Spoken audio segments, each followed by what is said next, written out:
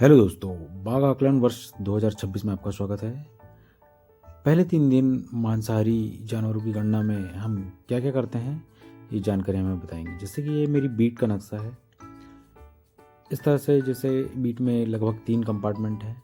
तो पहले 3 दिन में हम पहले दिन 5 किलोमीटर, दूसरे दिन फिर इस तरह से 5 किलोमीटर, फिर तीसरे दिन 5 किलोमीटर। 3 दिन में कुल हमें 15 किलोमीटर चलना है, कम से कम 15 किलोमीटर होना चाहिए।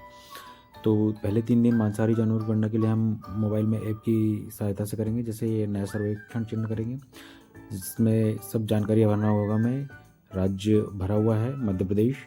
फिर उसके बाद हमें वन मंडल की जानकारी भरना होगा कि जैसे हमारा वन मंडल है साउथ बैतूल, फिर परिक्षेत्र मुल्ताई और बीट वगैरह चुनकर हम ट्रेल 1 चुनेंगे पहले दिन। फिर ट्रेल चुनते ही हमें सदस्यों की फ़ोटो लेना होगा। ये जैसे हमने फ़ोटो क्लिक कर ली है, उसके बाद हम आगे बढ़ेंगे। आगे बढ़ने के बाद जैसे ही फिर वो सदस्य चुनने की जानकारी मांगेगा, तो फिर ये सदस्यों की जानकारी के बाद हम ट्रेल शुरू करेंगे। फिर ऑफलाइन मैप पे हम क्लिक करते ही हमारी ट्रेल स्टार्ट हो जाएगी। ट्रेल स्टार्ट होते आप ही देखेंगे कि ये नीचे साइड में सैटेलाइट लगभग 50 के लगभग हो चुके हैं, और ऐसे ही हमें सैटेलाइट की जानकारी भी नीचे दिखाई देगी। फिर हम जो हमारी 5 किलोमीटर की ट्रेल है वो बनाना प्रारंभ करेंगे। हम पैदल चलते हुए आगे बढ़ते रहेंगे। अब आगे बढ़ते हुए हमें पैदल चलते चलते किसी के मांसाहारी जानवर के पद चिन्ह मिलते हैं। तो सबसे पहले हम फॉर्म नंबर 1 भरेंगे। तो उसके लिए सिलेक्ट किया हमने फॉर्म नंबर 1। फिर हम फ़ोटो खींचेंगे। मान लो कि ये किसी तेंदुए का पद चिन्ह है, तो हम उसे फ़ोटो खींचने के बाद अपलोड करेंगे। फिर चिन्ह के प्रकार में पद चिन्ह लिखेंगे। फिर उसके बाद प्रजाति का चयन करेंगे। प्रजाति में मांसाहारी प्रजाति है ये। और फिर कौन कौन है, तो तेंदुआ।